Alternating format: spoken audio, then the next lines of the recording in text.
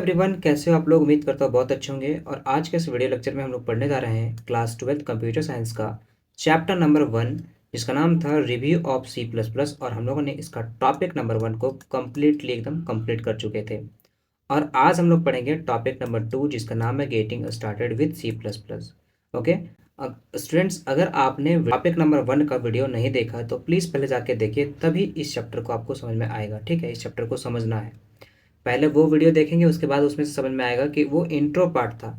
जब topic number 1 का नाम क्या था, introduction of C plus plus पर। ओके, और वो था सो आप लोगों ने कंप्लीट कर ही लिया, क्योंकि अगर आप ये टॉपिक डायरेक्ट स्टार्ट करते हो ना तो इंट्रोडक्शन पार्ट आपका छूट जाएगा। पहले वो वीडियो को कंप्लीट कीजिए, उसके बाद ये वीडियो कंप्लीट कर लें। तो चलिए स्टार्ट करते हैं। चैप्टर नंबर 1 का नाम था review of C plus plus, और टॉपिक नंबर 2 हम लोग पढ़ेंगे आज, जिसका नाम है getting started with C plus plus. और इस चैप्टर को स्टार्ट करने से पहले मैं आपको बता देता हूँ इस चैप्टर में हम लोग सीखेंगे क्या। सिंपल, सबसे ज़्यादा सीखने वाली बात क्या है कि प्रोग्राम को हम लोग लिखते कैसे हैं। प्रोग्राम हम लोग लिखते कैसे हैं, यानी कि कोड को कैसे लिखते हैं, और कोड को किस एप्लीकेशन में रन करेंगे। अगर हमारे पास मोबाइल है तो मोबाइल में कैसे रन करेंगे, अगर हमारे पास लैपटॉप है लैपटॉप में कैसे रन करेंगे।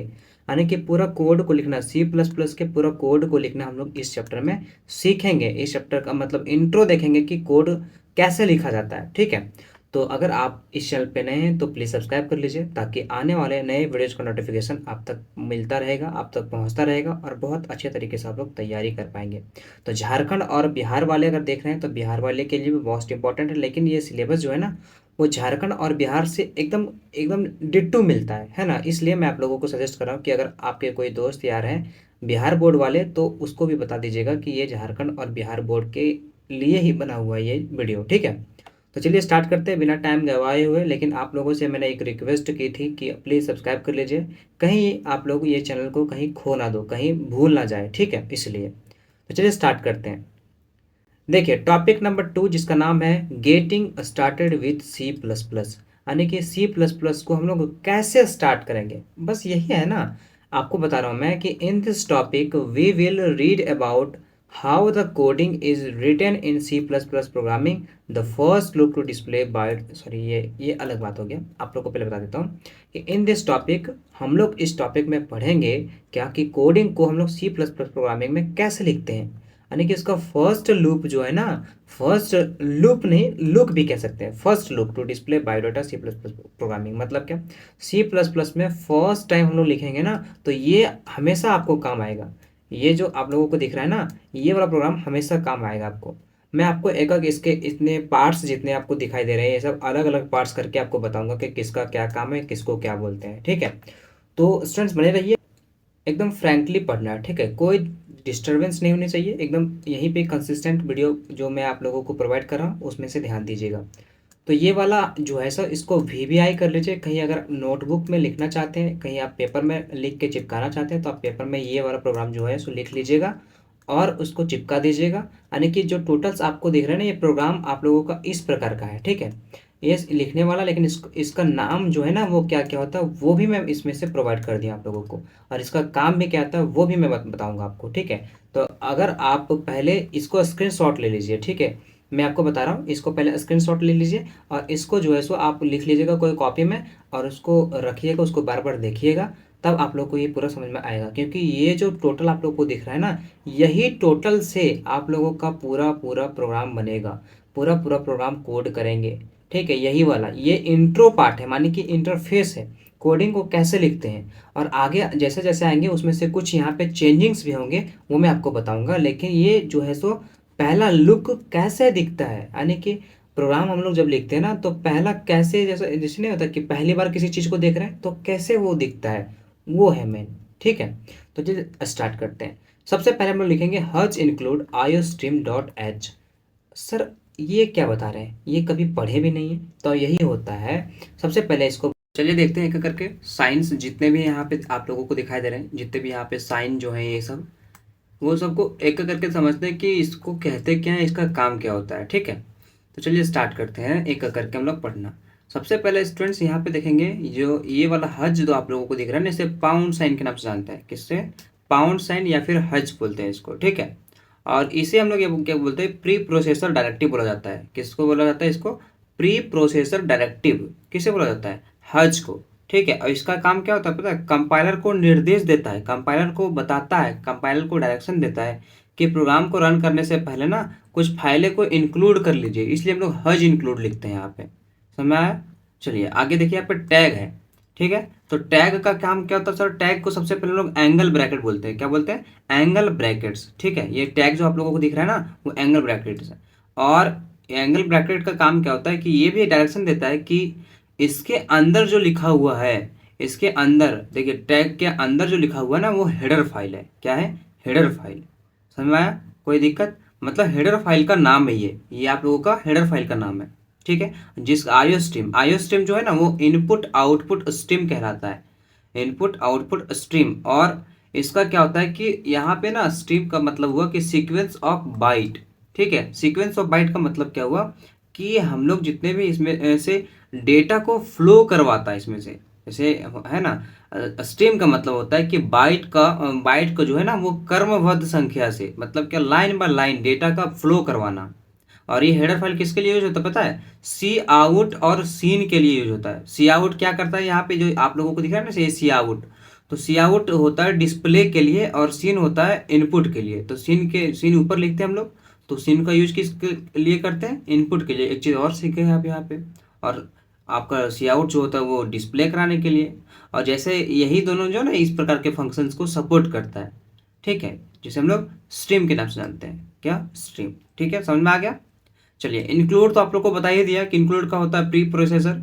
इंक्लूड का मतलब होता है कि शामिल करना। इंक्लूड का मतलब यही ना होता भाई कि अपने से अपने में इंक्लूड कर लो। ठीक है, अभी कुछ भी बोलते हैं कि भाई नोट्स में ये पार्ट छूट गया, इसको इंक्लूड कर लो, तो ये प्री प्रोसेसर है। ये जो इंक्लूड आप लोगों को दिख रहा है ना, वो ये तो हज तो आप लोगों का प्री प्रोसेसर डायरेक्टिव था, लेकिन ये यहाँ से यहाँ तक प्री प्रोसेसर है। और जो हेडर फाइल को, यानी कि मीनिंग ऑफ फंक्शन को प्रोग्राम में लगाता है।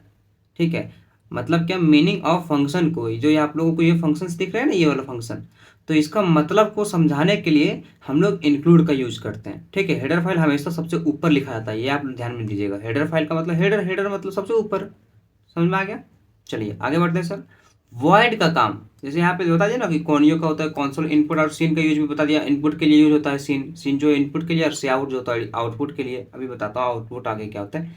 ये देखिए, हज इंक्लूड कॉनियो डॉट जो यहाँ पे लिखे हुए हैं ना, तो यहाँ पर जो है कंसोल इनपुट आउटपुट है यहाँ पे। ठीक है, ये इसका काम क्या होता है कि कोई भी डेटा को इनपुट करवाना। समझ में आ गया? अब देखिए, वॉइड जो एक प्रकार का कीवर्ड है, तो वॉइड हम लोग क्यों लिखते हैं?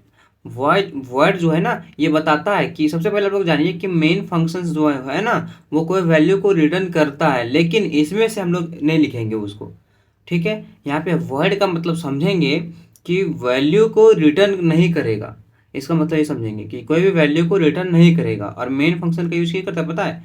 मेन फंक्शन का, ये पैरेंथेसिस का जो साइन लगाते हैं, वो मेन फंक्शन का यूज इसलिए होता है क्योंकि यहीं से प्रोग्राम स्टार्ट करता है चलाना, मतलब चलाना नहीं, प्रोग्राम को स्टार्ट, हाँ वही समझ सकते हैं, स्टार्ट करता है यहाँ पे मेन फंक्शन। और ये सी प्लस प्लस का बहुत ही इंपॉर्टेंट ये क्या बोल सकते हैं, हिस्सा है। और क्या है कि प्रोग्राम को जो चलना होता है ना, यहाँ से एग्जीक्यूट करता है, और हमेशा यहीं से शुरू होता है। समझ में आ गया ना? इसके बिना प्रोग्राम रन नहीं करेगा। ये इसका रूल है। ठीक है, रूल है मतलब इसका एक पार्ट है, इसका एक लिखा हुआ कोड है। समझ में आ गया? अब देखिए यहाँ पे ब्रेसेस जो आप लोगों को दिख रहा है ना, ये ब्रेसेस बोलते हैं इसको क्या बोलते हैं? ब्रेसेस। और ये स्टार्ट करता है यहाँ से फंक्शन को स्टार्ट करता है। ये जो फंक्शन आप लोग को दिख रहा है ना, वो यहाँ से स्टार्ट करता है, यानी कि कोड को रीड करना स्टार्ट करता है। क्लियर स्क्रीन का यूज क्यों करते हैं सर? क्लियर स्क्रीन जो है ना, वो क्लियर स्क्रीन, सबसे पहले आपको बता दूं कि CLR जो होता है, क्लियर स्क्रीन होता है। और ये जो हम लोग पैरेंथेसिस का साइन लगाते हैं, ये आप लोगों का फंक्शन कहलाता है। और यहाँ पे सेमी कोलन हम लोग इसलिए लगाते हैं, इसका अगर मैं बताता हूँ, पहले CLR क्लियर कर दूँ। क्लियर स्क्रीन फंक्शन का यूज इसलिए करते हैं कि ये पुराना आउटपुट जो हम लोगों को मिला है ना, जैसे कॉनियो डॉट एच जो हम लोगों का हेडर फाइल के अंदर होता था, जो इनपुट किए थे पहले वाले, मान लीजिए इस क्लियर स्क्रीन का मतलब क्या हुआ पता, कि ये वाला कोड अगर पहले लिख चुके हैं ना, ये वाला कोड आप लोगों को ये अगर पहले लिख चुके हैं, तो वो कोड को क्या करता था, पहले जो सेव है तो ठीक है, नहीं सेव रहता तो पहले वाले को डिलीट करके और इसको शो करवाना। क्लियर स्क्रीन का यही काम होता है कि पुराना आउटपुट जो स्क्रीन पर दिख रहा था ना पहले से, उसको इरेज करके और न्यू जो आप लोगों को ये वाला हम लोगों ने कोड इनपुट किया है उसको शो करवाना। तो क्लियर स्क्रीन का इसलिए यूज करते हैं। ठीक है, CLR उसका शॉर्ट फॉर्म लिखते हैं, क्लियर फंक्शन को इसलिए यूज करते हैं। समझ आ गया? सी आउट जो होता है ना वो डिस्प्ले करवाने के लिए यूज होता है आपका। कंसोल आउटपुट होता है ना वो डिस्प्ले करवाने के लिए होता है। और ये एक ऑब्जेक्ट के जैसा काम करता है। जैसे आपको ऑब्जेक्ट का मतलब क्या हुआ सर, जैसे देखिए सी आउट होता है कंसोल आउटपुट, जिसे हम लोग डिस्प्ले करवाने के लिए यूज करते हैं। हम नहीं करते हैं, कंप्यूटर को देते हैं हम। जैसे कंप्यूटर तो हमारी भाषा को समझता नहीं है, तो उसे हम लोग कोड लिख के देंगे। ठीक है, उसको हम लोग क्या करेंगे, कोड लिख के देंगे ताकि उसको समझ में आ जाए कि वो बोल क्या रहा है। तो सी आउट में हम लोग देखेंगे ना बायोडेटा, तो बायोडेटा अगर लिखते हैं ना तो वो आंसर में भी बायोडेटा ही देगा, बायोडेटा। और हम लोग एक चीज़ आपको और बता देता हूँ, एक चीज़ बताता हूँ यहाँ पे हम, कि इस कोड को लिखने के लिए ना मोबाइल में जो है सो एक आप लोग इंस्टॉल कर लीजिएगा। वो मैं अभी लिंक दे दे रहा हूँ, उसमें से डिस्क्रिप्शन बॉक्स में लिंक दे दूंगा उस एप्लीकेशन का। वहाँ से जाके आप लोग क्या कीजिएगा कि उस एप्लीकेशन को अगर मोबाइल से यूज करना चाहते हैं, कोड को रन करवाना चाहते हैं, तो उस एप्लीकेशन को, वो एप्लीकेशन का नाम अभी नहीं बताऊंगा मैं, वो एप्लीकेशन डायरेक्ट आपको लिंक दे दे रहा हूँ। ठीक है, वो एप्लीकेशन जो है उसमें से आप लोग क्या कीजिएगा कि उसको क्लिक कीजिएगा ना वो लिंक को, तो वहाँ पे एक एप्लीकेशन खुलेगा। उस एप्लीकेशन पे जाइएगा, वहाँ पे कोड लिखिएगा, मोबाइल में रन कर जाएगा आराम से। ठीक है, अगर आप लोग टर्बो एंड्रॉयड, जब आपका कुछ पुराना होगा आपको आपके पास, अगर आपके पास मोबाइल पुराना है तो उसमें से टर्बो एंड्रॉयड, टर्बो सी एंड्रॉयड करके होगा आपका, टर्बो सी एंड्रॉयड करके एप्लीकेशन है। अगर वो सपोर्ट करता है तो ठीक है, क्योंकि ओल्ड वर्जन का है ना वो, तो वो ठीक है, उसको इंस्टॉल कर लीजिएगा। अन्यथा अगर एक कोई भी आप लोग जो एडिटर होता है ना, प्ले स्टोर में जाइएगा, वहाँ पे लिखिएगा कि C++ एडिटर, कोई भी एप्लीकेशन को इंस्टॉल कर लीजिएगा और कोड को, इस प्रकार के कोड को उसमें इनपुट कीजिएगा ना, और वो आराम से रन करेगा। ठीक है, उसमें से जो लिखिएगा, बायोडाटा लिखिएगा तो बायोडाटा, नाम और एड्रेस, अगर ये सब लिखना चाहे तो आप लिख सकते हैं, हेलो वर्ल्ड लिखना चाहे तो लिख सकते हैं, लेकिन सी आउट के अंदर ही लिखिएगा। ठीक है, समझ में आ गया। सी आउट का मतलब किस लिए यूज करता है, कि एक प्रकार का ये ऑब्जेक्ट है जिसका काम क्या होता है पता है, कि स्क्रीन पे जो है ना वो कोई भी रिजल्ट को दिखा देना। ठीक है, इसको हम लोग रन करेंगे अगर ये कंप्यूटर में या फिर लैपटॉप में, तो क्या करता है कि एक एप्लीकेशन होता है टर्बो सी एंड्रॉयड करके, या फिर टर्बो C++ करके, या फिर एक होता है देव C++, वो इंस्टॉल कर लीजिएगा एप्लीकेशन, और उसमें से Alt+F9 जब ये कोड को उसमें से इनपुट करने के बाद ना Alt+F9 आप क्लिक कीजिएगा ना, तो उसमें से वो कोड होता है कंपाइल हो जाता है। कंपाइल का मतलब वो चेक करता है कि कितना आपका सही है कितना गलत है। अगर आपने कोड सही लिखा हुआ तो उसमें से सही आ जाएगा, नहीं तो एरर आ जाएगा। और उसको अगर सही आ गया तो आप लोग क्या कीजिएगा, फिर Ctrl+F9 इसको आप क्लिक कीजिएगा ना, तो ये बटन्स आपके रन करने लगेंगे और आपका आंसर आ जाएगा बायोडाटा, नेम और एड्रेस। ठीक है, जो आप यहाँ पे इनपुट किए रहेंगे उसके बारे में। समझ में आ गया, कोई दिक्कत। चलिए, इसका मतलब क्या होता है समझ में आ गया कि नहीं, सी आउट का, कि ये यह एक ऑब्जेक्ट है जिसका काम क्या होता है कि स्क्रीन पर कोई भी रिजल्ट जो हम लोग यहाँ पे लिखेंगे उसको दिखाना, और इसके अंदर जो है ना वो शिफ्ट ऑपरेटर का यूज करते हैं। किसका सर, शिफ्ट ऑपरेटर का यूज होता है। ठीक है, शिफ्ट ऑपरेटर समझ में आ रहा ना, शिफ्ट लेफ्ट का यूज करते हैं, समझ में आया। शिफ्ट लेफ्ट ऑपरेटर का यूज किस लिए किया जाता है पता है, कि इसका उपयोग डेटा को आउटपुट, सी आउट ऑब्जेक्ट, यानी कि डेटा को आउटपुट की तरफ भेजने के लिए, डेटा को क्या करने के लिए, आउटपुट की तरफ भेजने के लिए शिफ्ट लेफ्ट ऑपरेटर का हम लोग यूज करते हैं।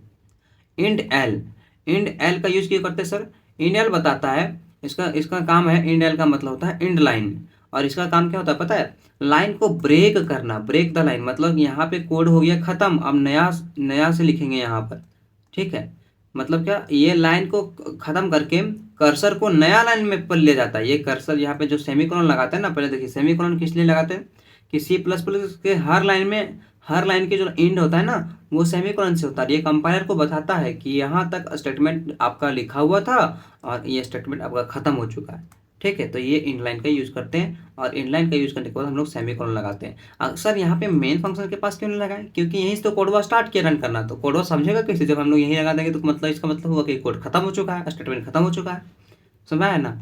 तो यहाँ पर कुछ इस प्रकार का हम लोग सेमीकोलन लगाते हैं, ताकि कंपाइलर को पता चले कि यहाँ तक स्टेटमेंट खत्म हो चुका है। इसी तरह हम लोग इनलाइन के लगाए कि नहीं, इनलाइन की जगह यहाँ पे आ गया आपका एड्रेस तो हो गया, नेम ये हो गया, गेट सी एच। बहुत सारे स्टूडेंट्स को समझ में नहीं आ रहा होगा, लेकिन आप ये कोड को ध्यान में रखिएगा, धीरे धीरे आप समझ जाइएगा। ठीक है, धीरे धीरे आप लोग समझ जाइएगा।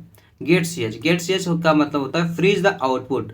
मतलब क्या, गेट सी एच का होता है get character, get C H का फुल फॉर्म क्या होता है, गेट कैरेक्टर।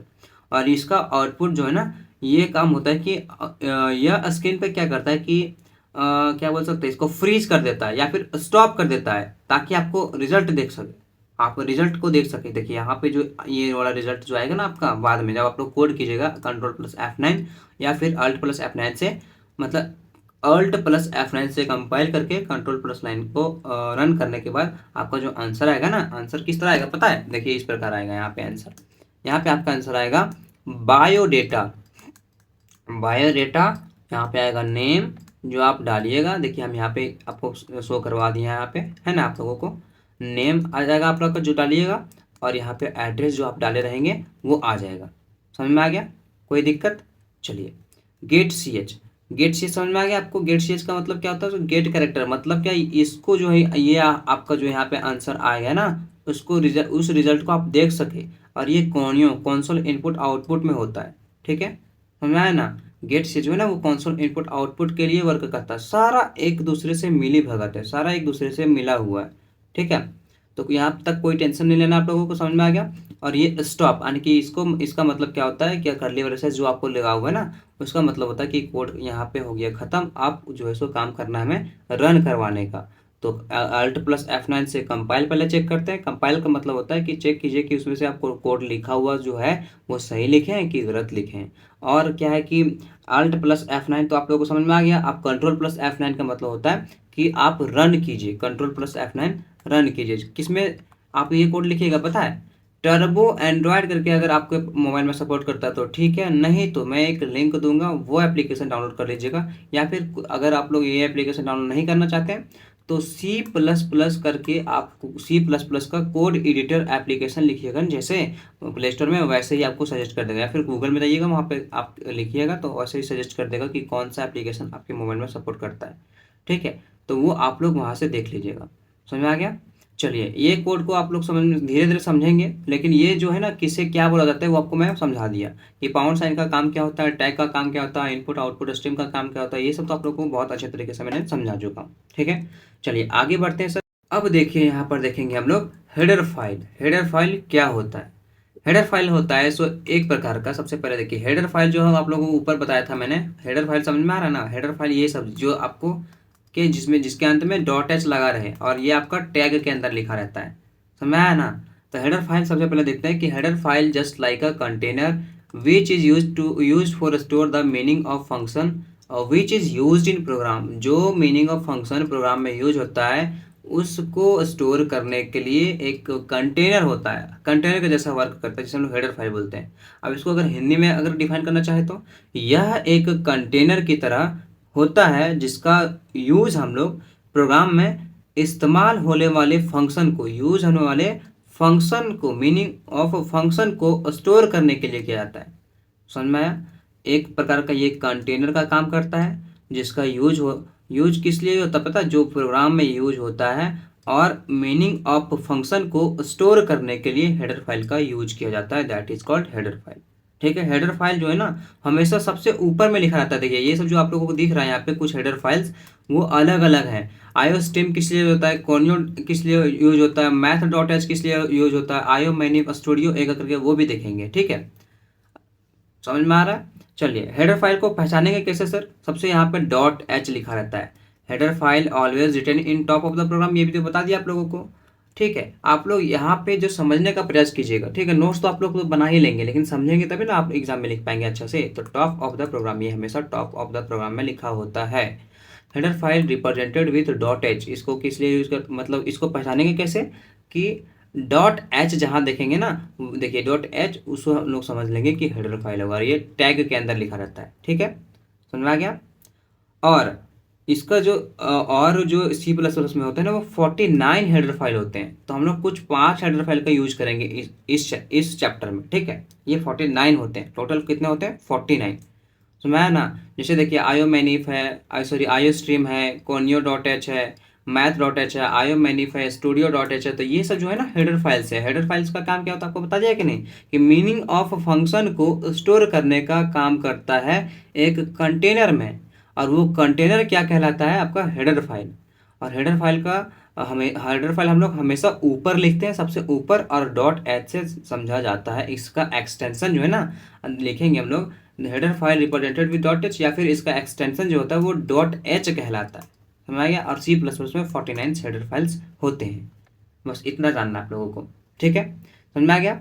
चलिए अब देखते हैं सर एक एक करके कि वो हेडर फाइल जो आपने ऊपर बताया कि कुछ 5 प्रकार के हेडर फाइल जो हैं उसको हम लोग डिफाइन करके बताइए हमें, ठीक है। यानी कि आपको बताया कि नहीं कि हेडर फाइल कुछ 49 होते हैं सी प्लस प्लस में, लेकिन 5 हम लोग इस चैप्टर में 5 ही पढ़ेंगे, ठीक है। 5 से पढ़ सकते हैं, 6 भी पढ़ सकते हैं, और भी जितने जितने आयते रहेंगे उसको में हम लोग डिफाइन करेंगे अच्छे से, ठीक है।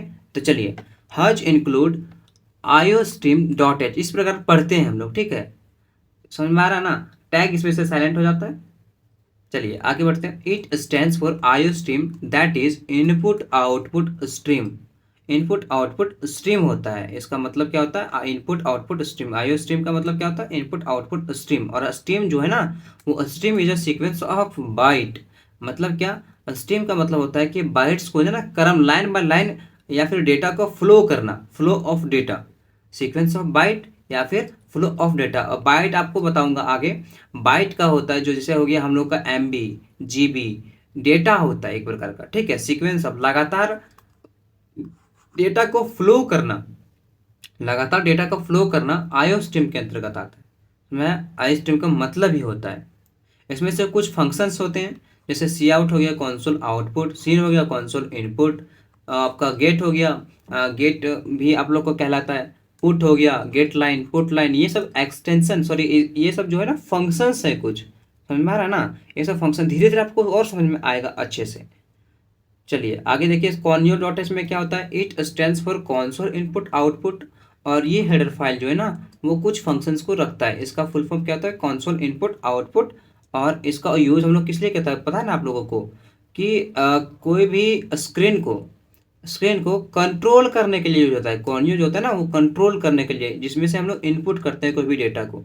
तो इसका यूज किस लिए करेंगे, आप लोग किसी से पूछा जाएगा कि कॉन्यो का यूज किस लिए करते हैं, कंसोल इनपुट आउटपुट का यूज किस लिए करते हैं, तो आपको बताना है कि स्क्रीन को कंट्रोल करने के लिए हम लोग किसको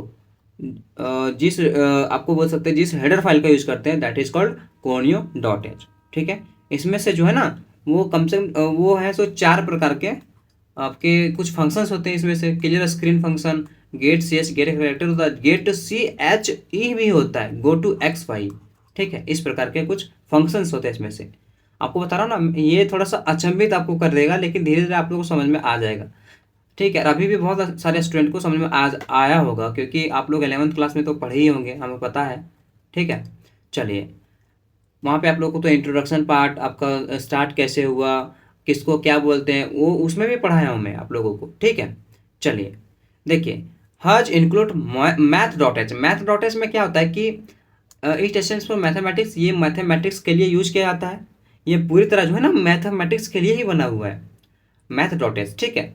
और इसमें से कुछ फंक्शंस जो होते हैं ना वो आपके मैथ के होते हैं, जैसे पावर, पावर फंक्शन हो जाएगा, square, sine, cos, tan, log, mod, expenses इसी तरह बोलते हैं इसको, ए बी एस, आपका फ्लोर, इस तरह पढ़ने के लिए है।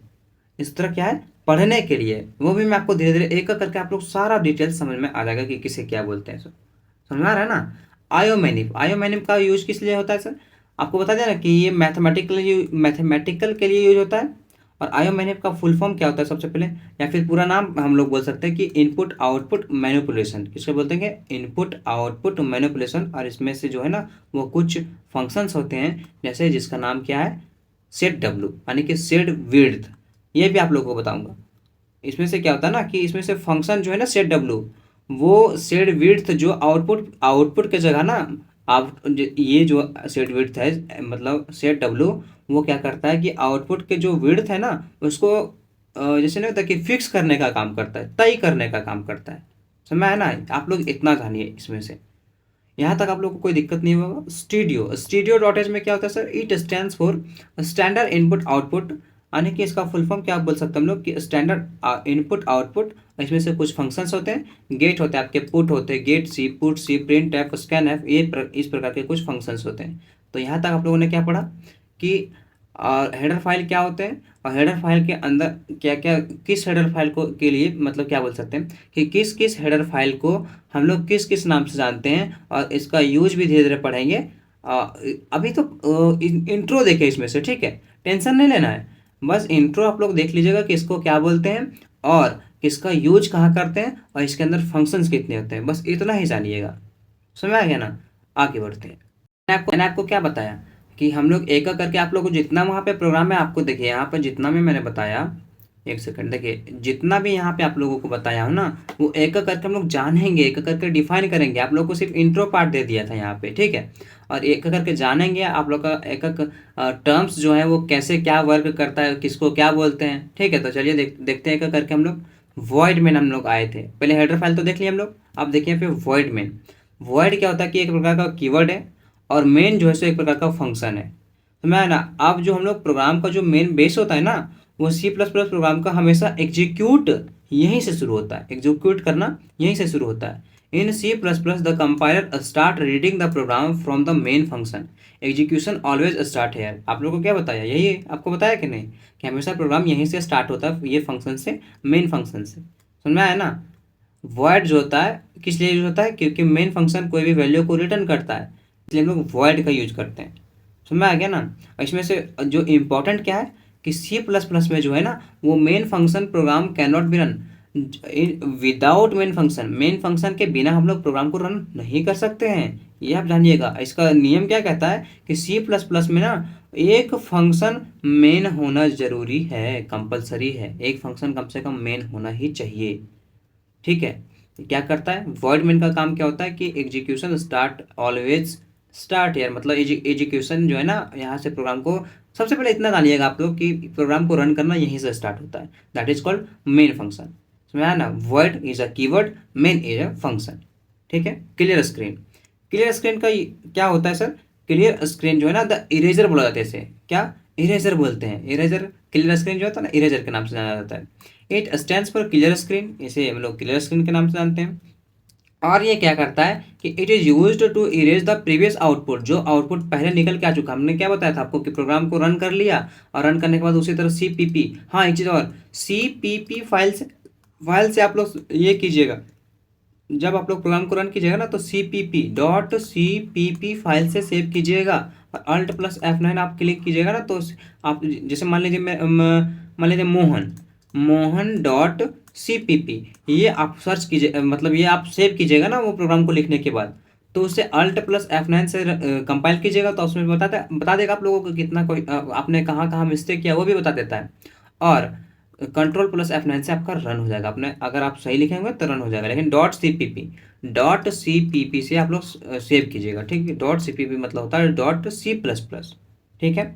और ये इरेजर का काम क्या था आपको बताया ना, it is use to erase the previous output, जो पहले आउटपुट आ चुका है उसे इरेज करने का काम करता है।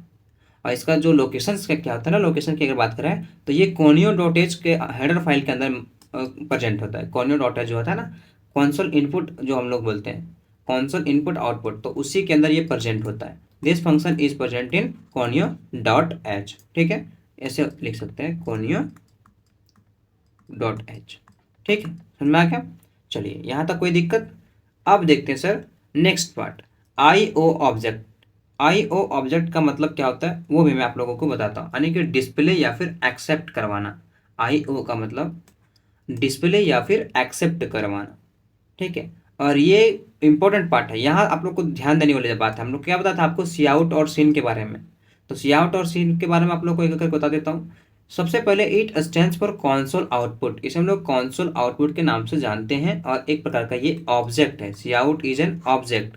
C out use to display और शो द रिजल्ट, इसका काम क्या होता है कि कोई भी, इसका उपयोग क्यों करते हैं, इसका यूज क्यों करते हैं, कोई भी रिजल्ट को शो करवाने के लिए या फिर डिस्प्ले कराने के लिए हम लोग एक टर्म का यूज करते हैं जिसे हम लोग बोलते हैं C out.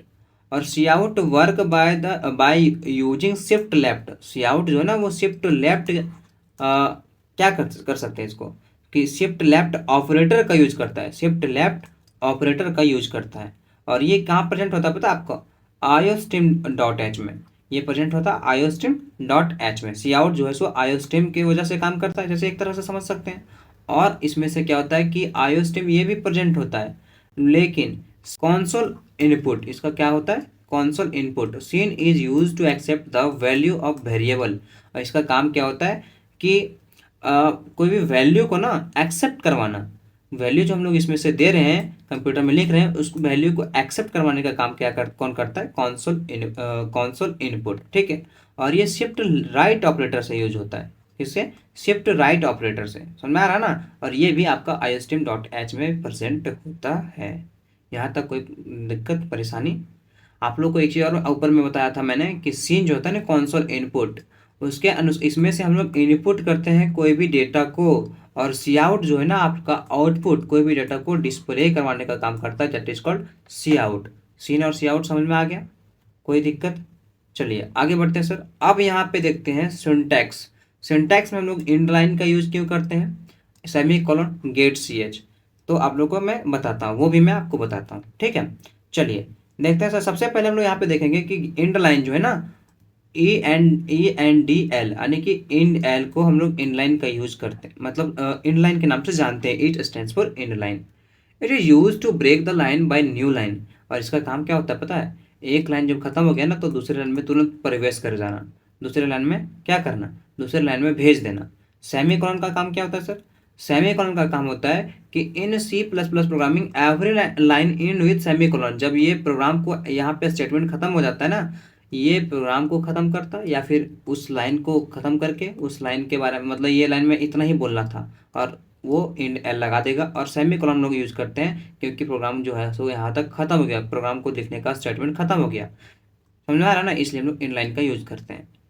Gate C H, this function is use to freeze the output. ये क्या करता है कि गेट सी एच में ना हम लोग जो प्रोग्राम लिख सकते हैं, देखिए यहाँ पे प्रोग्राम जो लिखा हुआ है इसके बारे में बताता हूँ आपको। ये प्रोग्राम लिख लिया ना, तो गेट सी एच हम लोग इसलिए यूज करेंगे कि जो इसमें से जोड़ घटाव गुणा भागा करके, ऐसा हम लोग क्वेश्चन पूछा आपका, तो ये जोड़ घटाव गुणा भागा करके जो आएगा ना उसको वहीं पे रोक के रखें ताकि आप जो है ना सोल्यूशन को देख सको, इसलिए हम लोग यूज करते हैं गेट सी एच का, समझ आया। स्टैटिक अर्थमेटिक मतलब क्या, इसमें से जोड़ घटाव वाला काम करेंगे। अर्थमेटिक मतलब जोड़ घटाव वाला काम करेंगे। तो इसमें से क्या होता है कि वेरिएबल के वैल्यू को ना प्रोग्राम के अंदर ही बताता है कि जैसे वेरिएबल के वैल्यू को प्रोग्राम के अंदर ही बता देना स्टैटिक से कहलाता है आपका, तो स्टैटिक कहलाता है क्योंकि ये वैल्यू को हर बार वही रहता है। जैसे वैल्यू जो है ना, क्योंकि जो ये सब वैल्यू है वो हर बार वही रहता है। देखिए एक करके देखेंगे program. Write an program to display two numbers then find sum. इसमें से बोल रहा है कि एक प्रोग्राम लिखिए, ऊपर में जिस तरह आप लोग को बताया था उसी तरह एक प्रोग्राम को लिखिए जिसमें से जोड़ की बात हो, ठीक है, जिसमें से जोड़ना हो। तो सबसे पहले हम लोग क्या करेंगे सर, सबसे पहले हम लोग वेरिएबल को डिक्लेयर करेंगे। यहाँ पर आपको हेडर फाइल आप लोग को बता दिया था, हेडर फाइल लिखना है। Word is a keyword, man is a function. यहाँ से प्रोग्राम को रन करना स्टार्ट करेंगे। क्लियर स्क्रीन पिछले जो आउटपुट आ चुके हैं उसको डिलीट करने, मतलब उसको इरेज करता है। अब यहाँ से देखिए इंट से लेकर के यहाँ तक, इंट से लेकर के यहाँ तक सबसे पहले हम लोग वैल्यू जो वेरिएबल है ना उसको डिक्लेयर करते हैं। वेरिएबल में इंट इंट जो इंटीजर में हम लोग ले लिए ए और बी और उससे जोड़ना है जी। जो जो चीज़ का काम बोलेगा ना वो चीज़, जैसे हम बोला यहाँ पे कि सम है, तो सम में क्या करना, एक संख्या लिए दो संख्या लिए तभी जोड़ाएगा, एक संख्या से कैसे जोड़ेंगे हम लोग, तो उसे सम करना है। तो ए का मान ले लीजिए हम लोग अगर 5 और बी का मान ले लिए 20, और सेमीकोलन हम लोग लगाना नहीं भूलेंगे क्योंकि सेमीकोलन क्या बताता है आप लोग का, इंड लाइन। मतलब क्या, हमेशा जो प्रोग्राम में है ना सब जो लाइन है वो आपका सेमीकोलन से ही खत्म होता है, ये आप ध्यान लीजिएगा, ठीक है। वैल्यू को हम लोग फिक्स कर दिए कितना, ए का मान 5 और बी का मान 20। अब यहाँ पे क्या, इसका एक ऑपरेशन होता है, यानी कि ऑपरेशन क्या होता है sir, sum equals to a plus b. Sum का फॉर्मूला क्या होता है, ए प्लस बी और सेमीकोलन लगा देंगे। अब रिजल्ट को दिखाने के लिए सी आउट को बोलेंगे, यानी कि कंसोल आउटपुट को बोलेंगे, मतलब ये क्या कंपाइल करता है। तो सी आउट जो है ना वो क्या करता है कि सम को डिस्प्ले कराने का काम करता है। जो सम यहाँ पे, जैसे कोई भी क्वेश्चन है आप लोगों का, तो उस क्वेश्चन में को सॉल्व करने के लिए, उस क्वेश्चन का आंसर आने के लिए हम लोग कुछ देखते हैं कि नहीं आंसर शीट, तो उसी तरह सी आउट उसी तरह वर्क करता है कि ये क्वेश्चन जो है वो सम के लिए है और इसका आंसर मुझे लाना है कितना, सम। और गेट सी एच आपको बता दिया कि इस वैल्यू को फिक्स करता है। देखिए आउटपुट आपका 25 आया कि नहीं, 20 और 5 25 होता है, तो आउटपुट आपका यहाँ पे आ गया कितना, 25। और यही 25 जो है वो उसको दिखाने के लिए यहाँ पे गेट सी एच का यूज करेंगे, ठीक है। आउटपुट जो है यहाँ पे सम इक्वल टू 25 आया, 20 प्लस 25। जब आप लोग क्या कीजिएगा, ये प्रोग्राम को आप लिख के देखिएगा, ठीक है। ये प्रोग्राम को आप लोग लिख के देखिएगा, 20 प्लस 5 इक्वल टू 25, कुछ इस प्रकार का आंसर आएगा। जब ये प्रोग्राम आप लिखेंगे ना कोड एडिटर में, आपका एक एप्लीकेशन जो कि मोबाइल में C++ के नाम से इंस्टॉल करने के बाद ये वाला प्रोग्राम को आप लोग लिख लीजिएगा। उसके बाद आप लोग देखिएगा 25 आएगा उसका आंसर, या फिर आप कंप्यूटर या फिर लैपटॉप में जब रन करेंगे तो आपका ये प्रोग्राम लिखने के बाद आपका उसमें भी 25 या ही आएगा आपका आंसर, ठीक है। समझ में आ गया। इस प्रोग्राम को लिखने के बाद हम लोग डायरेक्ट किस में, कोड एडिटर अगर मोबाइल में चला रहे हैं तो उसमें से डायरेक्ट हम लोग रन करेंगे, और कंपाइल करने का भी ऑप्शन आता है। पहले कंपाइल कर लेंगे कि देखेंगे कि ये हमारे लोग का सही है कि नहीं, फिर रन कर देंगे। अगर आप लैपटॉप वगैरह में करेंगे तो सबसे पहले ये कोड को हम लोग लिखेंगे उस एप्लीकेशन में, देव C++ करके आता है, या फिर कोड एडिटर VS कोड में आप कर सकते हैं, ठीक है। लेकिन ये सब जो क्वेश्चंस है ना वो टर्बो, ये पुराना सिलेबस हम लोगों का ना, तो टर्बो C एंड्रॉयड में बहुत अच्छे तरीके से चलता था मोबाइल में, और टर्बो C में आपका लैपटॉप में बहुत बढ़िया तरीके से चलता था। अभी भी चलता है, जो ओल्ड मॉडल के ओल्ड वर्जन के लैपटॉप है उसमें से बहुत बढ़िया से चलता है, समझ में आया ना। और अभी न्यू वाले में भी इनपुट कीजिएगा तो उसमें भी आंसर आएगा, ठीक है। लेकिन कभी कभी मिस्टेक हो जाता है, कभी कभी गलत बता देता है। लेकिन आप लोग को इतना जानना है कि हम लोग प्रोग्राम को कैसे लिखेंगे, कुछ इस प्रकार से लिखेंगे। क्या बताया, लैपटॉप वगैरह में करेंगे आप रन, तो अल्ट प्लस F9 को यूज कीजिएगा। तो अल्ट प्लस F9 को यूज करने के बाद आपका कंपाइल हो जाएगा, उसमें से बता देगा कि इसमें से गलत है कि सही है, कहाँ पे वो चेक करने के बाद देखेगा कि सही है। उसके बाद आप लोग क्या कीजिएगा, कंट्रोल प्लस F9 को क्या कीजिएगा, लैपटॉप के कीबोर्ड के बारे में बता रहा हूँ आपको, कंट्रोल प्लस F9 को क्लिक कीजिएगा तो आपका रन हो जाएगा, और आउटपुट इक्वल्स टू यही बताने लगेगा, मतलब सम इक्वल टू 25 बताने लगेगा, 20 प्लस 5। समझ में आ गया।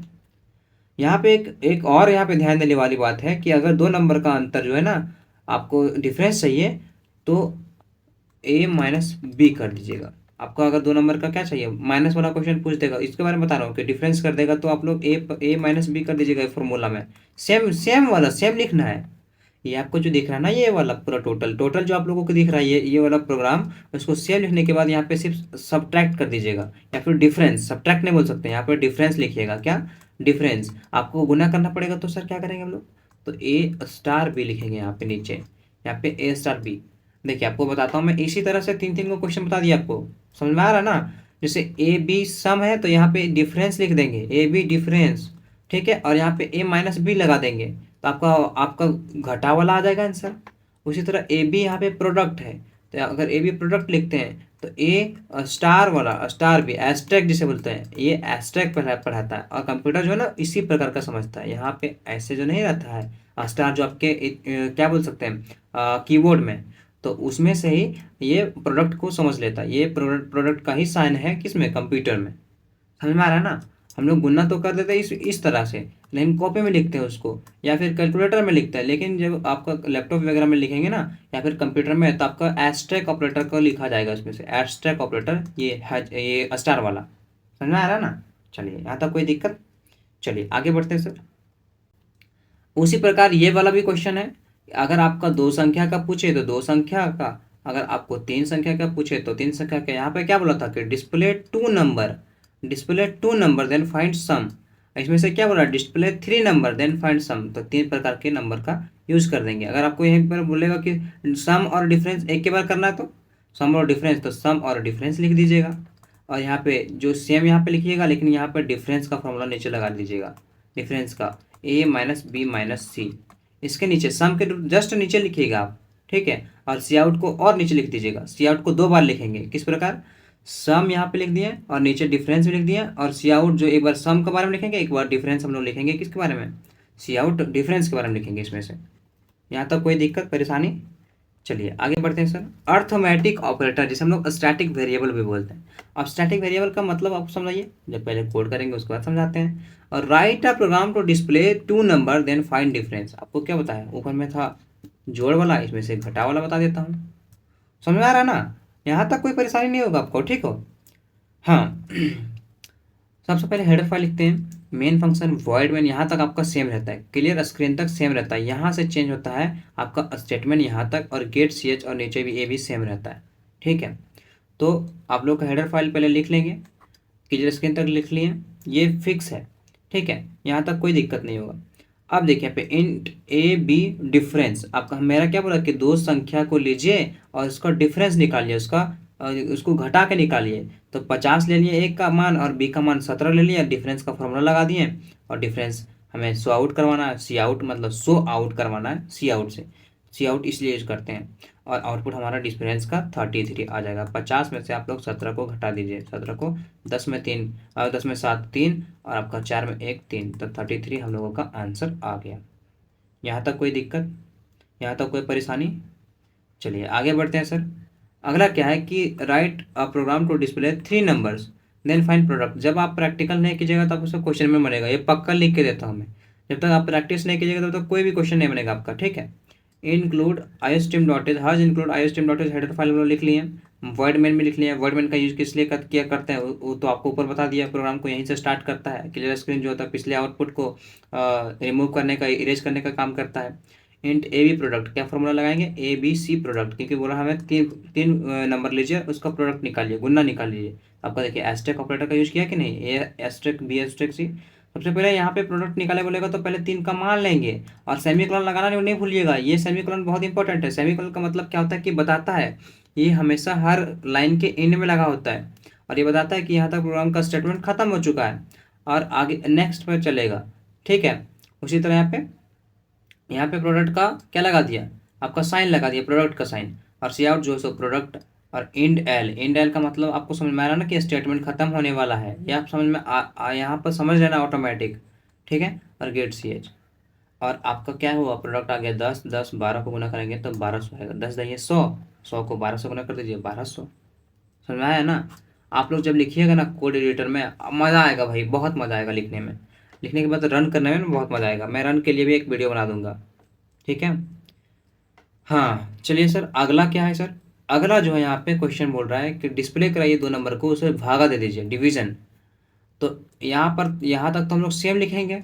वॉइड मेन प्रोग्राम को स्टार्ट करा लिखने के लिए, क्लियर स्क्रीन पिछले आउटपुट को रिमूव कर दिया। जैसे पिछले हम लोग ये वाला अगर किए थे तो ये डॉट सीपीपी फाइल से हम लोग क्या कर दिए, सेव कर दिए। लेकिन क्लियर स्क्रीन क्या किया, इसको यहाँ से हटा दिया। भले आपका फाइल में सेव है लेकिन यहाँ से हटा दिया और इसको इसको रन करना स्टार्ट कर दिया। इसलिए हम लोग क्लियर स्क्रीन का यूज़ करते हैं। समझ में आया? चलिए अब डिवीजन बोला तो 2 संख्या ले लिए, 2 संख्या बोला तो 2 संख्या ले लिए। और 10 और 20 आपका इसमें से डिवाइड करना है। तो बी का मान 20, ए का मान 10, तो बी बटा ये हम लोग का होता है कि नहीं? आपको पता है कि नीचे से ऊपर से भागा देते हैं, नीचे से ऊपर को भागा देते हैं। ज़्यादातर में केस में नीचे से ऊपर में भागा दिया जाता है, ऊपर में नहीं लगता तो दोनों को आपस में कट करते हैं। तो इसको डिवीजन हमें सो आउट करवाना है, यानी कि सी आउट करवाना है, कॉन्सोल आउटपुट करवाना है। तो हम लोग आउटपुट क्या निकल के आएगा, डिवीजन। सर यहाँ पर क्वेश्चन बोल रहा है कि आप बता रहे हैं, क्वेश्चन नहीं बोल रहा है। आपको बस सिखा रहा हूँ कि 2 संख्या का डिवीजन कैसे निकालेंगे। ये क्वेश्चन पूछ रहे हैं ना हमको, आप लोग को मैं बता रहा हूँ कि 2 संख्या का अगर निकालना पड़े हम लोगों को भाग तो कैसे निकालेंगे। तो कुछ इस प्रकार का लिखेंगे कोड, ठीक है। प्रोग्राम को इस प्रकार लिखेंगे, VS कोड हो गया आपका, टर्बो एंड्रॉयड हो गया, या फिर कोई भी C++ एडिटर हो गया, देव C++ हो गया। ये सब एप्लीकेशन के नाम बता रहा हूँ, ये सब एप्लीकेशन में ही ये वर्क करता है। लेकिन ज़्यादातर ये टर्बो मैं करता था। मोबाइल में चलाएंगे तो टर्बो सी एंड्रॉयड, और या फिर टर्बो सी आपका लैपटॉप में चलाएंगे तो। समझ में आ गया? आउटपुट निकल के आ गया डिवीजन। डिवीजन में आ गया हम लोगों का 2। यहाँ तक कोई परेशानी नहीं हुई होगी, ठीक है। अगला क्वेश्चन क्या बोला सर, 2 संख्या लीजिए, या फिर मैं बता रहा हूँ आपको, 2 संख्या लीजिए और उसमें से जोड़ और गुना दोनों कीजिए। आप लोग को ऊपर में क्या बताता है कि सम और डिफरेंस दोनों कीजिए। इसी प्रकार यहाँ पे पूछ दिया कि 2 संख्या लीजिए और उसका सम और प्रोडक्ट निकालिए। तो आप लोग को यहाँ पे क्लियर स्क्रीन तक तो सेम होता है। इंटीजर में हम लोग ले लिए ए बी सम और प्रोडक्ट, ठीक है। ए बी और सम प्रोडक्ट करना है, यानी कि जोड़ना और गुना करना है। तो 2 संख्या ले लिए। आपको क्या बताया था कि पहले लिखिएगा सम वाला भाग, फिर प्रोडक्ट वाला भाग। तो आप लोग 2 बार लिखिएगा, तो 2 बार यहाँ पे बता दिया कि नहीं। उसी प्रकार आपका 2 बार नीचे वाला भी लिखना पड़ेगा, क्योंकि सम निकालना है, प्रोडक्ट निकालना है। तो कंसोल आउटपुट करवाएगा कि नहीं। अगर हम लोग एक एक लिखेंगे तो सब सम में बारे में बताएगा, आप ये ध्यान दीजिएगा। सिर्फ अगर हम लोग एक के बार लिखते हैं सम का तो सिर्फ जोड़े बताएगा, आपका गुना नहीं बताएगा। प्रोडक्ट निकालना है, गेट सी एच लिखेंगे, देन हम लोग क्लोज कर देंगे क्या प्रोग्राम को। तो 15 तिया कितना होता है, 15 का 15, 15 दूनी 30, 15 तिया हम नहीं बताएंगे, आप ही बताना पड़ेगा। समझा है ना, 45। तो आपका हो जाएगा क्या, प्रोडक्ट आपका 45 आ जाएगा। अब हम लोग देखेंगे यहाँ पर कि यहाँ पे बोल रहा है इंट्रोडक्शन डायनेमिक यूजर इनपुट। इसका मतलब क्या हुआ कि हम लोग सीन का यूज करेंगे ना, तो सीन का यूज यहाँ पे क्या करेंगे कब, इसका मतलब बता रहा है कि इसको रन टाइम में, जब रन टाइम जो होता है ना, रन टाइम पर इनपुट लेते हैं हम लोग इसमें से, इसका यूज कब करेंगे सीन का, इसका सीन का यूज करेंगे कि हम लोग जो कोई भी प्रोग्राम को रन कर रहे हैं ना, तो उसके टाइम पे इसको यूज करेंगे, ठीक है। और इसमें क्या होता है पता है, पहले वैल्यू फिक्स नहीं है इसमें, सबसे पहले जान लीजिए। अर्थमेटिक वाला में क्या होता था, आपका बताया था जो ऊपर में बताया था स्टैटिक वेरिएबल वाला, उसमें से क्या था कि उसमें से वैल्यू फिक्स था, लेकिन इसमें से जो है ना पहले से वैल्यू फिक्स नहीं होता है, इसमें इसको रन टाइम के वक्त आपको वैल्यू देना पड़ेगा, समझा है ना। और ये यूजर जो है ना आपका, यहाँ पे देखिए, यहाँ पे पहले क्वेश्चन हम लोग देखते हैं, ठीक है। पहले hash include iostream dot h conio dot h लिख लिए, ऊपर में हेडर फाइल जो इतना क्लियर स्क्रीन और मेन फंक्शन तक लिख लिए। अब यहाँ से लिखेंगे हम लोग इंट में लेंगे ए बी सी सम। यहाँ पे क्योंकि क्वेश्चन ही बोला है कि write a program to accept 3 number then find sum. Question क्या बोला है, write a program to accept 3 number then find sum, यानी कि आप एक्सेप्ट करवाइए, यानी कि इसमें से इनपुट लीजिए। उसमें से पहले क्या होता था कि इनपुट फिक्स होता था, लेकिन इसमें से इनपुट फिक्स नहीं है। 3 नंबर का वैल्यू को एक्सेप्ट करवाइए और उसको जोड़ दीजिए, ये इसमें से बता रहा, रन टाइम में आप इनपुट कीजिए और उसमें से जोड़ के क्या आता है, ऐसा मतलब कंप्यूटर को देना पड़ेगा, ठीक है। तो हम लोग हैज इंक्लूड जो आपको बताया कि hash include iostream dot h conio dot h, यानी कि मेन फंक्शन तक हम लोग लिख लेंगे। इसको बार बार नहीं लिख रहा हूँ स्टूडेंट्स, क्योंकि थोड़ा सा अजीब लगता है, बहुत लंबा चला जाएगा उसमें से, है ना, बहुत लंबा कोड हो जाएगा, बहुत लंबा, ठीक है। तो मैं आप लोगों को बता देता हूँ सिर्फ डायरेक्शन, कि आप लोग सबसे पहले hash include iostream dot h conio dot h हो गया आपका, फिर वॉइड मेन कीवर्ड फंक्शन जो भी होते हैं उसको यहाँ तक, ये वाला जो एरो आप लोग का है ना, ये करली ब्रैकेट वाला, करली ब्रेसेस वाला, उसको पहले वहां तक लिख लेना। उसके बाद यहाँ से इंट से शुरू करेंगे, ए बी सी सम। मुझे बोला कितना, 3 संख्या, तो 3 संख्या लेंगे क्या, ए बी और सी, और इसको जोड़ेंगे, मतलब उसको ऐसा ऐसा 3 संख्या देंगे ताकि वो जोड़ के मुझे कैलकुलेट करके बता दे। तो क्लियर स्क्रीन तो आपका हो गया यहाँ तक। अब यहाँ पे क्या करेंगे हम लोग, सी आउट, क्या सी आउट में मुझे चाहिए, सी आउट के लिखते हैं कि कंसोल आउटपुट मुझे वो चाहिए, 3 डिजिट नंबर, 3 नंबर्स वो चाहिए, वो क्या क्या नंबर्स हैं वो मुझे चाहिए। तो सीन का मतलब यहाँ पे क्या हुआ, फोकस करने वाली बात यहाँ पे है कि सीन का इसलिए उपयोग किए हैं क्योंकि ये यूजर ना 3 इनपुट को लेने के लिए, 3 इनपुट को लेने के लिए आपका सीन यूज हुआ है। और इसमें से क्या है कि शिफ्ट ऑपरेटर का यूज करते हैं, ये वाला है ना आपका शिफ्ट ऑपरेटर कहलाता है, आपको इंट्रोडक्शन पार्ट में पढ़ा ही दिया होगा, ठीक है। तो शिफ्ट ऑपरेटर इसे बोलते हैं। और इसका यूज जो होता है ना, वो क्या होता है कि जब मान लीजिए जब आप प्रोग्राम को रन करेंगे, जब आप प्रोग्राम को रन करेंगे ना, तो स्क्रीन पर इंटर द 3 नंबर का दिखेगा आपको। ये वाला कोड जब आप लिखेंगे आज इंक्लूड आईएसटी डॉट एच लिखने के बाद यहाँ तक टोटल जब कोड लिखेंगे ना, तो आपको यहाँ पे आंसर आएगा, क्या पता है, ये वाला, क्योंकि सी आउट में मुझे ये मैंने ये डाला हुआ है। अगर यहाँ पे हिंदी में लिख देते ना हम लोग, कि यहाँ पे लिखेंगे कि मुझे मुझे 3 नंबर चाहिए, 3 नंबर चाहिए, तो 3 नंबर चाहिए, यहाँ पर भी वो हिंदी में लिखेगा आपका, ठीक है। ये समझ लीजिएगा, क्योंकि हमने 3 संख्या लिया हुआ है। अगर यहाँ खोटा मिलेंगे कि हमारा 3 नंबर चाहिए, तो वो भी आपका वही है कि हम लोग 3 नंबर चाहिए, वो लिखेगा वहाँ पे, आपका डिस्प्ले करेगा कंप्यूटर पे। जब ये आप कोड को लिख लेंगे टोटल, उसके बाद अल्ट F9 लिखेंगे तो वो सही करेगा। और सही करने के बाद आपका कंट्रोल F9 करेंगे हम लोग, CTRL प्लस F9, किसमें, कोड करने वाला एप्लीकेशन में। तो उसमें से आपका फिर यहाँ पे जो आएगा ना आंसर, उसमें से पूछेगा आंसर। तो हम लोगों को पहले इसमें से क्या होता था, पहले आउटपुट इस प्रकार का आता था कि डिफरेंस जैसे पूछा, इसमें पूछा है कि प्रोडक्ट पूछा है, इसमें से डिवीजन पूछा है, इसमें से सम और प्रोडक्ट दोनों पूछा था। तो उसी तरह यहाँ पर क्या आउटपुट आएगा हम लोगों का, कि आउटपुट जो है ना sum equal to calculated value. तो सबसे पहले आपको बोलेगा कि 3 नंबर जो है ना, 3 नंबर यहाँ पे बोल देगा आपको कि इंटर द 3 नंबर्स। उसके बाद आपको 3 नंबर देना है, मान लीजिए 12 दिए, 12 दिए और 12 दिए, और तीनों को जोड़ दें, जोड़ेगा कंप्यूटर, कैलकुलेटर वैल्यू आपका ऑटोमेटिक दे देगा इसमें से। सम इक्वल टू 12 दूनी 24, 12 दिया 36, सम इक्वल टू आपका 36 आंसर आ जाएगा। समझ में आ गया। हम लोग यहाँ पर समझे क्या कि सबसे पहले हम लोगों को 3 संख्या पूछा है और उसको रन टाइम में वैल्यू देना है। क्या होता था उसमें से, सीन का उपयोग क्यों करेंगे, बस इतना ही।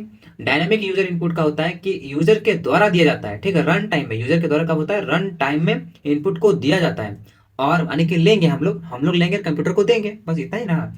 तो क्या होता है, और इसका वैल्यू फिक्स नहीं होता है, क्योंकि रन टाइम हम लोग देंगे, इसमें से रन टाइम के क्या बोलेंगे, रन टाइम के रन टाइम के वक्त हम लोग देंगे कोई भी क्वेश्चन को, माने कि क्वेश्चन क्या बोल सकते हैं, डिजिट को। तो वो सब डिजिट जो है ना, वो इसमें से फिर क्या करेगा, आपका रन टाइम दिए, आपको बता दिया कि 12 12 12, ठीक है। और यहाँ पर जो सीन का उपयोग किए थे, ये भी आपको बता दिया कि सीन का उपयोग क्यों करेंगे, क्योंकि प्रोग्राम पर जब हम प्रोग्राम को रन करेंगे ना, तो स्क्रीन पे इंटर द आपका 3 नंबर्स बताएगा, और ये शिफ्ट ऑपरेटर का यूज करेंगे इसमें से, ठीक है, इनपुट लेते वक्त। समझा ना। और ऑपरेटर का यूज करते हैं, आपको पता ही है, शिफ्ट ऑपरेटर का यूज करते हैं। और प्रोग्राम को यूजर के इनपुट का इंतजार करेगा। यूजर जो है ना, जैसे देखिए आपको क्या बताते हैं, इंटर द थ्री वेरिएबल जैसे दिखेगा आपका, वो फिर क्या करेगा कि और प्रोग्राम को यूजर के इनपुट का इंतजार करेगा। प्रोग्राम जो है ना, प्रोग्राम यूजर का इनपुट का इंतजार करेगा आपका, ये वाला इंटर द थ्री नंबर वाला। समझ में आ गया? चलिए, आपका ये भी समझ में आ गया होगा। अब ये भी क्वेश्चन आपका क्या बोला कि write a program to accept four number. अब 4 नंबर बोला, उसमें से आपका गुना करने के लिए बोल दिया। तो सबसे पहले हम लोग लिखेंगे वही वाला hash include iostream dot h कॉन्जोनेंट डॉट एच। उसके नीचे फिर लिखेंगे वॉइड मेन, फिर उसके नीचे लिखेंगे क्या, इंटीजर कांस्टेंट वाला, ये वाला लिखेंगे इंटीजर कांस्टेंट, फिर क्लियर स्क्रीन लिखेंगे।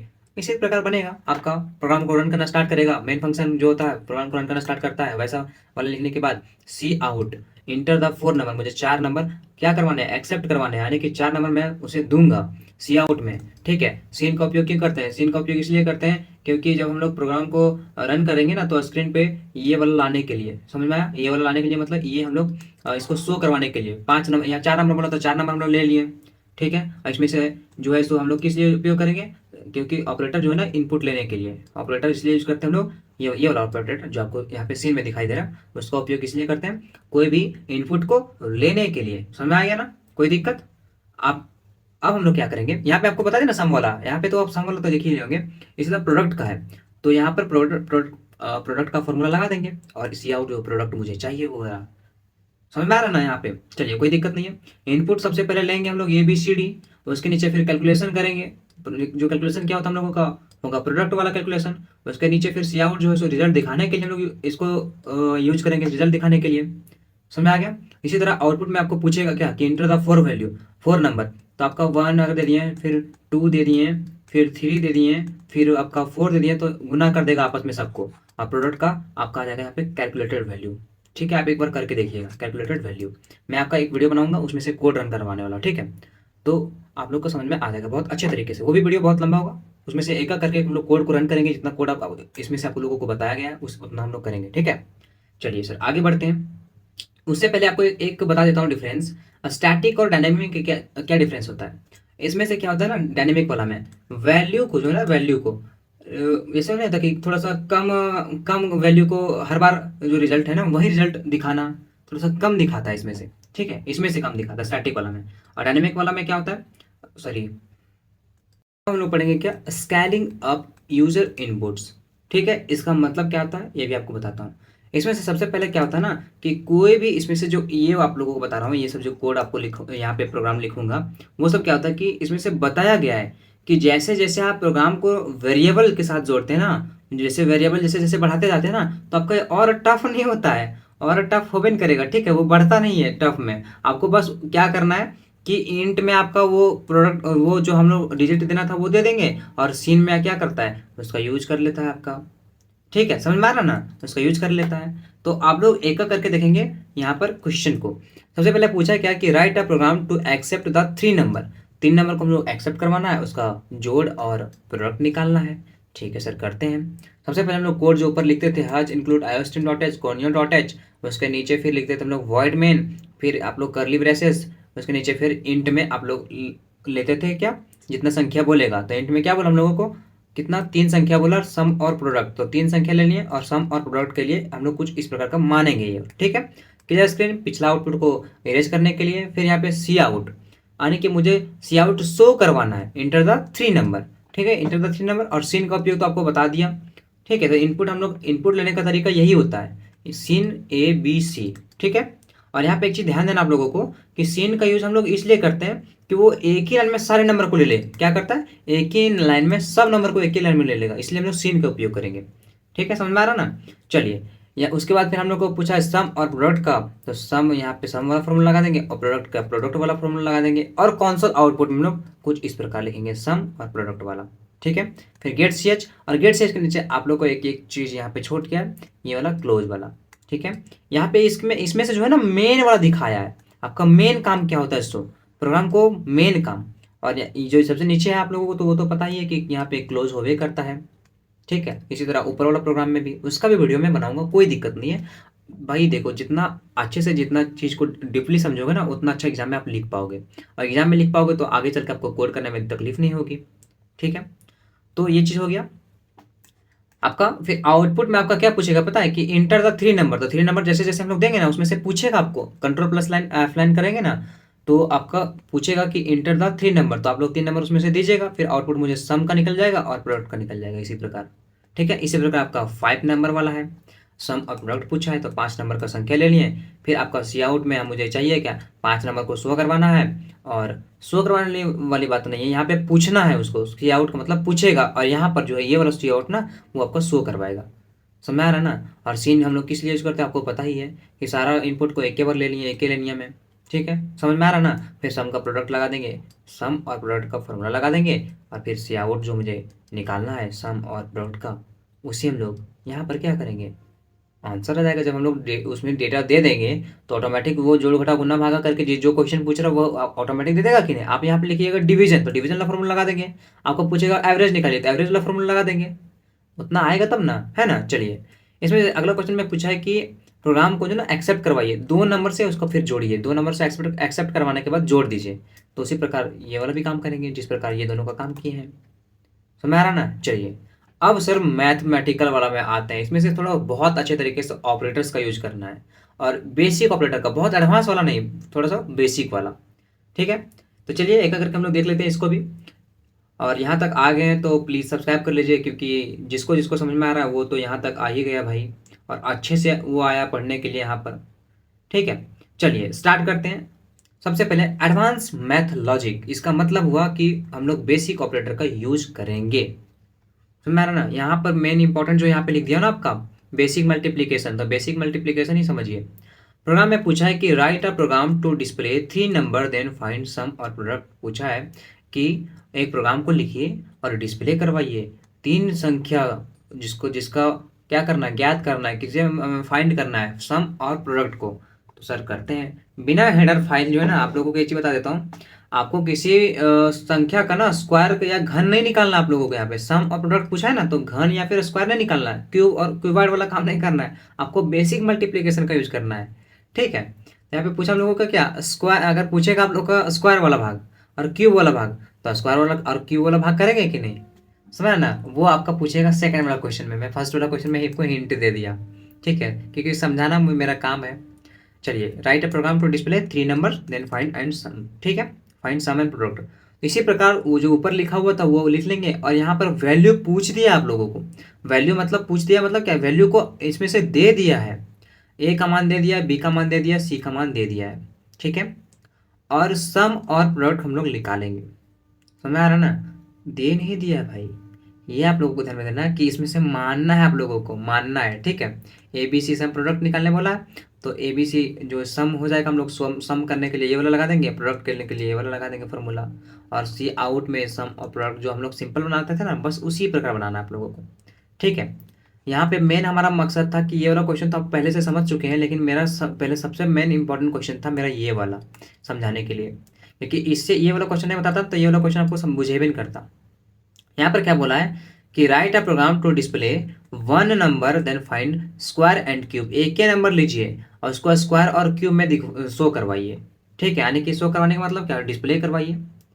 तो यहाँ पर क्या बोला है कि इंट में हम लोग ए लेंगे एक संख्या, और स्क्वायर और क्यूब का, स्क्वायर और क्यूब करवाना है कि नहीं, मुझे डिस्प्ले करवाना है।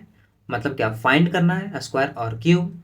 तो स्क्वायर का फॉर्मूला क्या होता है, ए इंटू ए, मतलब क्या, ए का स्क्वायर ये पढ़े होंगे और ए का क्यूब ये पढ़े होंगे कि नहीं। एक एक का ऊपर दो लगा रहता है तो ए का स्क्वायर पढ़ते हैं, और एक का ऊपर तीन लगा रहता है तो ए का क्यूब पढ़ते हैं।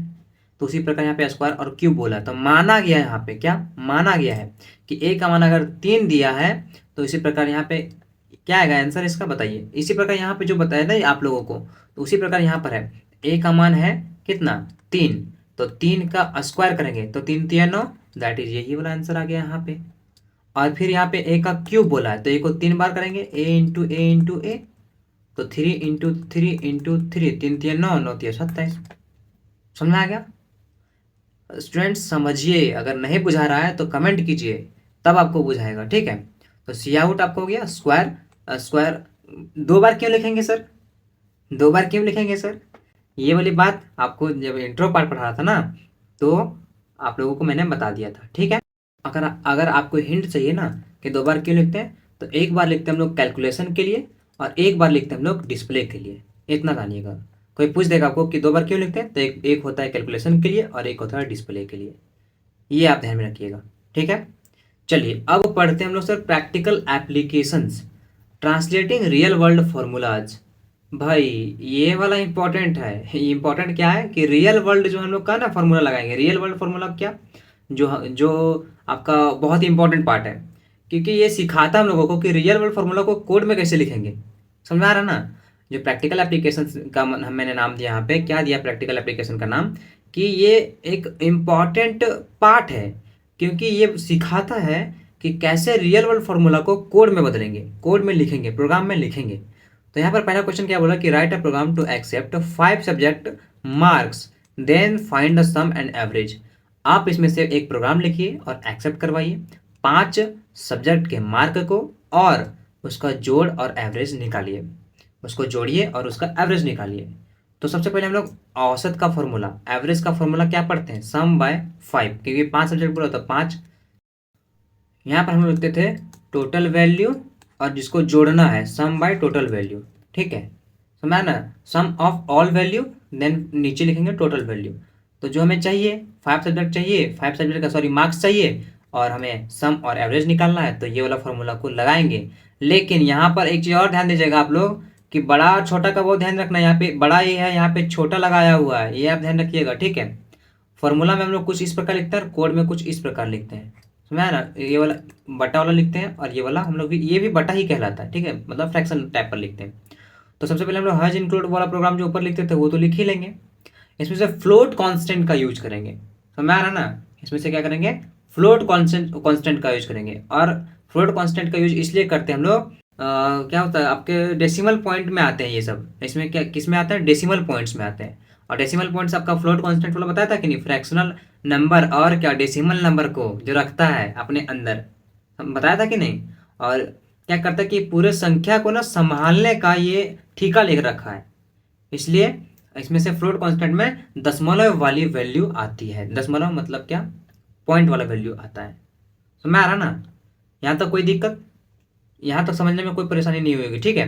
तो उसी प्रकार हम लोग कितना संख्या बोला, 5 सब्जेक्ट का था, 1 2 3 4 5 सब्जेक्ट का ले लिया, उसका जोड़ और एवरेज मुझे निकालना है। उसे उसके लिए मतलब डिस्प्ले करवाना है या फिर हमें एक्सेप्ट करवाना है और हमें प्रोग्राम में बताना है।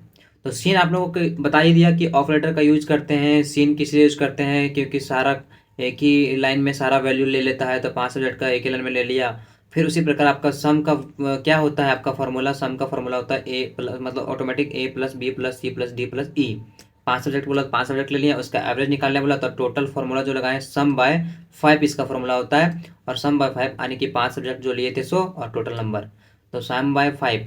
समझ में आ रहा ना। उसके बाद आप लोग का क्या आंसर आ जाएगा इसमें से, इसका आंसर क्या आ जाएगा, अभी नहीं बताएगा आंसर। क्यों नहीं बताएगा सर, क्योंकि हमें बोला कि 5 संख्या पहले लीजिए उसके बाद है ना आंसर बतेगा। तो 5 संख्या हम लोग अगर लेंगे 1 2 3 4 5, तो उसी को फिर आउटपुट में सम का वैल्यू सबको जोड़ के वो दे देगा, और एवरेज सबको जोड़ के उसमें 5 से भागा लगा देगा। कैसे लगा देगा सर, जैसे हम लोग बोले 1 + 2 + 3 + 4 + 5 सब्जेक्ट है, तो 5 और 4 9, 9 3 12, 12 और 2 14 और 1 15, तो 15 बट्टा कितना आ जाएगा, 15 आ जाएगा। इसका पहले सम वाला निकलेगा तो इसका वैल्यू 15 आ जाएगा, लेकिन एवरेज निकालने वाला तो 15/5 आ जाएगा। इसका वैल्यू हो जाएगा 3। इसका वैल्यू क्या हो जाएगा, 3। वो आंसर देगा। जब हम लोग कंट्रोल F9 ये सब प्रोग्राम को लिखने के बाद ना कंट्रोल प्लस F9 करेंगे, तो वो क्या करेगा आपका, वो इसमें से आंसर लिखेगा। मतलब आंसर क्या लिखेगा सर, इंटर द 5 नंबर, और उसमें से फिर 5 नंबर हम लोग को देना पड़ेगा। आप लोग को क्या पता था कि रन इनका उपयोग करते हैं कब, रन टाइम के समय में क्या दिया दिया जाता है, आप लोगों का वैल्यू को दिया जाता है। तो दैट इज आंसर क्या आएगा, वैल्यू जब हम लोग देवे करेंगे तो आंसर वो तो देवे करेगा कंप्यूटर वाला। समझ में आ रहा ना। उसी तरह आपका ये भी है, फ्लोट कांस्टेंट का यूज किस लिए करते थे आपको समझ में आ गया, इंटीजर कांस्टेंट को किस लिए यूज करते थे वो भी समझ में आ गया। फ्लोट कांस्टेंट और इंटीजर कांस्टेंट तो बहुत अच्छे तरीके से समझ में आ गया होगा, ठीक है। अब बोला कि आप ऐसा प्रोग्राम लिखिए जिसमें से आपका ज्ञात करना क्या पड़े, सिंपल इंटरेस्ट। तो सिंपल इंटरेस्ट का फॉर्मूला क्या होता है, PRT इंटू P/R/T बाय आपका 100 से करते हैं। तो P हो गया प्रिंसिपल, रेट और टाइम, ठीक है, मूलधन, रेट और टाइम। समझ में आ रहा ना, मूलधन निकालने वाला हिंदी भी थोड़ा समझिए तब आपको बढ़िया से समझ में आएगा आप, ठीक है। इसी तरह फ्लोट कांस्टेंट का यूज करेंगे, PRT और मुझे सिंपल इंटरेस्ट निकालना है, उसका शॉर्ट फॉर्म क्या होता है, SI। ठीक है। और ये आप लोगों को बता दिया कि आपका ट्रांसलेटिंग रियल वर्ल्ड, यानी कि ये हम लोग जो करते थे रियल वर्ल्ड में वो आपको कोड में लिख के बताना है, तो इसलिए आपको पूछ दिया यहाँ पे कि प्रोग्राम में लिखिए। उसी तरह enter the value of PRT का वैल्यू मुझे देना पड़ेगा, और फिर वो जोड़ जाड़ के आपका देगा क्या, आंसर। ये कैलकुलेटर की तरह काम करता है। P का मान हम लोग दे दिए, और R का मान दे दिए, और T का मान दे दिए, और बटा 100 वाला फॉर्मूला लगा दिए। अब इस टोटल कैलकुलेशन करके आंसर में एक के बार देगा ना आपका कैलकुलेटर, तो उसी तरह इसका यूज होता है। और इसका किस लिए यूज होता था, एक बार इनपुट के लिए, एक बार डिस्प्ले के लिए। ठीक है, या फिर एक बार फॉर्मूला के लिए, एक बार डिस्प्ले करवाने के लिए। समझ आ गया यहाँ तक, कोई परेशानी इस नहीं होनी चाहिए, आप लोगों को नहीं होनी चाहिए भाई, क्योंकि मैं इतने अच्छे तरीके से आपको समझा डिफाइन कर रहा ना, बहुत अच्छे तरीके से आपको इंटरेस्ट लेके पढ़ना चाहिए। ठीक है। Write a program to display area of circle. Area of circle का आपका क्या बता दिया, मुझे चाहिए फाइंड करना है एक प्रोग्राम के तौर पर आने के पहले प्रोग्राम लिख लीजिए। प्रोग्राम में लिखिए कि हमें ज्ञात करना है क्या, एरिया ऑफ सर्कल, ये प्रोग्राम में लिखना पड़ेगा। सो पूछ रहा है, तो एरिया हम लोगों को पता है कि 3.14 bye R², sorry multiplication 3.14 into R², ये इसका फॉर्मूला होता है। समझ आ रहा है ना, एरिया ऑफ सर्कल का फॉर्मूला क्या होता है भाई, 3 पाई R² होता है ना भाई, तो पाई का मान 3.14 हो गया ना, और R² हो गया। पाई R² होता तो मल्टीप्लीकेशन के लिए, तो पाई R² का फॉर्मूला लगाएंगे, तो हमें R दिया, मतलब मुझे देना होगा R का मान, और एरिया ऑफ सर्कल का मान मुझे निकालना होगा। इसलिए हम लोग यहाँ पे यूज करते हैं, एक बार इनपुट करने के लिए, फॉर्मूला के लिए, और एक बार डिस्प्ले करवाने के लिए। यही वाला जो फ्लोट कॉन्स्टेंट में यहाँ पर है ना, वही वाला हम लोग यहाँ पे यूज करते हैं। यहाँ तक समझ में आ गया ना। एकक हर पॉइंट को कोई ना कोई आपस में एक फार्मूला दूसरे फार्मूला को, एक वर्ड दूसरे वर्ड को जोड़ रहा है, इसमें से प्रोग्राम इतना ईजी है ना भाई, बहुत मजा आता है पढ़ने में। ठीक है। फ्लोट कौन सिर्फ एक बार अच्छे से पढ़ना चाहिए, बाकी समझ में आ जाएगा। तो यहाँ पे सी आउट में हम लोग को, सी आउट मुझे मतलब कि कॉन्सोल आउटपुट करवाना है। जब हम लोग वैल्यू को देंगे, आर का वैल्यू हम लोग जब इसमें से देंगे, तो आपका सीन जो है वो एक्सेप्ट करेगा, वो शो करवाने के लिए यूज़ करेगा। और उसके बाद एरिया ऑफ सर्कल का फॉर्मूला लगा देंगे, और आपका एक बार क्या करेगा, फार्मूला यूज करेगा, और उसको एक बार डिस्प्ले कराने का यूज करेगा, इनपुट के लिए और डिस्प्ले के लिए। ठीक है। तो हम लोग जब Ctrl+F9 जब ये पूरा कोड लिखेंगे ना, और Ctrl+F9 कर, लेकिन ये ध्यान रखिएगा C++ वाले में भी ही आप ज़्यादा दिमाग लगाइएगा। ठीक है, सी वाला में नहीं। सी वाला का थोड़ा थोड़ा सा डिफरेंस होता है, रिटर्न ओ लगता है, रिटर्न 0 पढ़ते हैं, इसी तरह कुछ कुछ एक्स्ट्रा होता है, लेकिन ये आप ध्यान दीजिएगा। ठीक है, यहाँ तक कोई परेशानी नहीं होनी चाहिए भाई। नहीं, मैं बार बार यही बोल रहा हूँ कि यहाँ तक परेशानी नहीं हुई, इससे आप लोग बोर हो गए होंगे मेरे बातों से। लेकिन भाई मैं थोड़ा सा जैसे होता है ना कि कोई भी अच्छे तरीके से समझाने का प्रयास करता हूँ, थोड़ा रुक रुक के बोलता हूँ। अब मेरी आवाज़ फंस रही होगी, इसलिए मैं माफ़ी चाहता आप लोगों से, थोड़ी सी आवाज़ मेरी ऊपर ऊपर नीचे होती होगी। बोलने में जैसे होता है ना कि किसी चीज़ को डील करना बहुत अच्छे तरीके से, उसको लिख लिख के डील करना, उसको समझाना, तो थोड़ा सा मुझे एक्टिव नहीं हूँ उतना, मतलब एक्टिव क्या, कम्युनिकेशन स्किल मेरे अंदर है, लेकिन थोड़ा सा अजीब टाइप पे कैसे सर, कोई भी चीज़ को डील करते ना, तो थोड़ा सा जब वीडियो रिकॉर्ड होता है ना, आपको प्रैक्टिकली एक फ्रेंड के जैसा मैं समझा रहा हूँ, बड़ी वीडियो जब रिकॉर्ड होता है थोड़ा सा आवाज़ जो है ना लड़खड़ाने लगती है भाई, समझे ना। तो यही हो गया आपका सी आउट, आपका यहाँ तक हो गया। एरिया ऑफ सर्कल आपका 3.14 इंटू आर, क्योंकि पाई R² फॉर्मूला होता है। और आपका फिर आपको पूछेगा कि वैल्यू आर का वैल्यू दीजिए, अगर 2 दीजिएगा ना, तो आपका 3.14 इंटू 2 का स्क्वायर, ये टोटल गुना करके आपको दे देगा आंसर। कभी भी आप चेकआउट कर सकते हैं। समझ आया ना। चलिए आगे बढ़ते हैं सर। फाइंड द एरर, ये क्वेश्चन भी आपको पूछ सकता है। मतलब क्या, फाइंड द एरर का मतलब हो कि गलतियां को निकालिए, गलतियां को फाइंड कीजिए। तो यहाँ पर पहला पूछा आपका हच इंक्लूड IDStream.h, क्या ये सही है? नहीं, ये गलत है, क्योंकि इसका होता है ओरिजिनल हच इंक्लूड IOStream.h होता है। ठीक है, जो कि हेडर फाइल है, और इसमें से यूज क्या करेगा, लोअर केस यानी कि छोटा वाला, और ये करेक्ट स्पेलिंग जो है इसमें से IO होगा, IT नहीं होगा। ठीक है, ये छोटा सा, तो इसमें से 2 गलतियां हैं। ठीक है, इसी तरह आपको क्वेश्चन पूछ सकता है एग्जाम में। पूछेगा दूसरा, वर्ड मेन फंक्शन, तो ये वाला कहाँ से आ गया, वर्ड मेन फंक्शन तो हम लोग पढ़े थे, तो हम लोग को ये वाला कहाँ से आ गया और ये वाला कहाँ से आ गया भाई, इसलिए हम लोग रिमूव कर देंगे ये वाला। समझ में आ रहा ना। और इसमें से लोअर केस को यूज करेंगे। बड़ा एम दे दिया, इसमें से लोअर केस का मतलब होता है छोटा एम का यूज करेंगे, और सेमीकोलन को रिमूव कर देंगे क्योंकि सेमीकोलन इसमें से है ही नहीं, क्योंकि अभी मेरा स्टेटमेंट खत्म थोड़ी ना हुआ, अभी तो मेरा प्रोग्राम जो है सो स्टार्ट हुआ पढ़ने के लिए। ठीक है। इसी तरह तीसरा आपका पूछा है इंट ए मल्टीप्लीकेशन बी और सी एंड सम, तो ये भी आपका थोड़ा बहुत गलत है। क्यों? क्योंकि इसमें से लोअर केस यूज नहीं किया, इसमें से बड़ा वाला लगा दिया। कॉमन इसमें से कॉमास जो है ना, इसका कॉमा, ये वाला कॉमा को सेपरेट वेरिएबल और इंस्टेड ऑफ ऑपरेटर, ये काम नहीं किया इसमें से। अगर यहाँ पे सेपरेट कर दिया वेरिएबल के साथ तो सी का मुझे पता नहीं चल रहा है, समझ आया ना। चलिए, ए plus B is equal to some, ये जो है ना, the variable receiving the value must be on the left, ये ऑटोमेटिक क्या बता रहा है गलत, कि सम बराबर ऐसे होता है, सम बराबर ए प्लस बी ऐसे होता है, सो आप उल्टा लिख दिए हैं, तो ये भी गलत बात है कि नहीं। चलिए, ये भी आप लोग को समझ में आ गया कि सुधारना कैसे, सब समझ में आ रहा ना। कोड जब गलत लिखा हुआ रहेगा ना तो उसको सुधारना। फाइंड द एरर आपका पूछेगा, एमसीक्यू में पूछ सकता है आपका। ठीक है। अगर आप लोग 1 मार्क 3 मार्क्स में जब आगे चल के पढ़ना चाहेंगे तो उसमें भी पूछ सकता है। आगे मैं बताऊंगा, इस चैप्टर से जितने भी 1, 3 और 5 मार्क्स का क्वेश्चन निकलेंगे वो भी तैयार कर रहा हूँ आप लोगों के लिए, एक करके सब चीज़ हो जाएगा। ठीक है। सीन का, अब यहाँ पे सीन का क्या क्या फंडा है भाई। सीन ये सब एक ही बार में ले लिया है, लेकिन इसमें से remove space between bracket, bracket जो है ना वो स्पेस नहीं, remove space between bracket, drop trailing. इसमें से क्या हो रहा है सीन वाला ऑप्शन में, कि यहाँ पर जो है ना ए जो है और बी भी है, लेकिन ये कहाँ से आ गया भाई, ये ऑपरेटर तो इसमें से नहीं होगा, इसलिए रिमूव स्पेस बिटवीन ब्रैकेट। और क्या करता है कि इसमें से थोड़ा सा ये गलत पार्ट है। ठीक है, समझा रहा ना, कि सीन के साथ डेटा लेने के लिए ना हमेशा एक वेरिएबल होना चाहिए। सीन के साथ जो है हम लोग डेटा को लेते हैं तो हमेशा इसके साथ एक वेरिएबल होना चाहिए, लेकिन हमने आखिरी ऑपरेटर जो है यहाँ पे देख लिया, इसको हटा देंगे क्योंकि ताकि कोड को सही हो, मतलब कोड को सही समझे कंप्यूटर। ये वाला तो काम करेंगे नहीं क्योंकि यहाँ पे सेमीकोलन है, तो यहीं पे ना खत्म हो जा रहा है मेरा स्टेटमेंट, तो फिर ये वाला क्या काम कर रहा है यहाँ पे, ऑपरेटर को मारो गोली, इसको हटा दो। समझ आया ना। चलिए, यहाँ तो समझ में आ गया। तो स्टूडेंट्स, ये थे हमारे चैप्टर नंबर 1 का टॉपिक नंबर 2, जो कि हमारे लिए मोस्ट इंपॉर्टेंट था, और ये हमारा टॉपिक नंबर 2 भी समाप्त होता है यहीं पे। अगर आप इस चैनल पे नए हैं तो प्लीज़ सब्सक्राइब कर लीजिए ताकि आने वाले नए वीडियोज़ का नोटिफिकेशन आप तक पहुंचता रहे। और अगर इसका एमसीक्यू और पीवाईक्यू क्वेश्चन देखना चाहते हैं, 1 मार्क्स 3 मार्क्स और 5 मार्क्स वाला क्वेश्चन को देखना चाहते हैं, तो प्लीज़ रियल एग्जाम आप सर्च कीजिएगा, वहाँ पे आपको मिल जाएगा। प्लेलिस्ट का लिंक में मैं इसमें से प्रोवाइड कर दूंगा, टेलीग्राम पे आपको नोट्स पहुंच जाएगा, या फिर एक लिंक भी मैं देने का प्रयास करूंगा। टाइम बहुत थोड़ा सा ज़ाया हो जाता है हम लोगों का, इसलिए मैं अपना अकेले वर्क करता हूँ भाई, इसलिए मैं थोड़ा सा क्या करूँ, आप लोग के लिए इतना मेहनत कर रहा हूँ।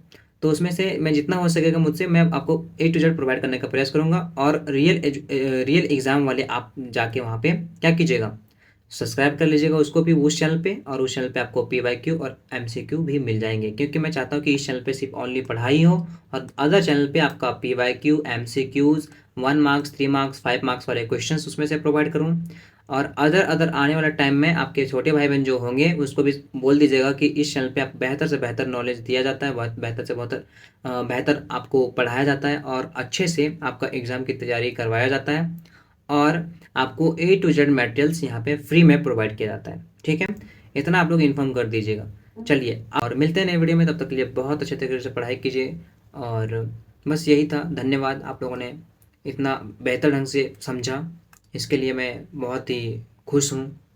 चलिए, बंद, तो क्लास को यहीं ऑफ करते हैं, मिलते हैं नए वीडियो में, तब तक के लिए बहुत बेहतर ढंग से पढ़ाई कीजिए। धन्यवाद, जय हिंद।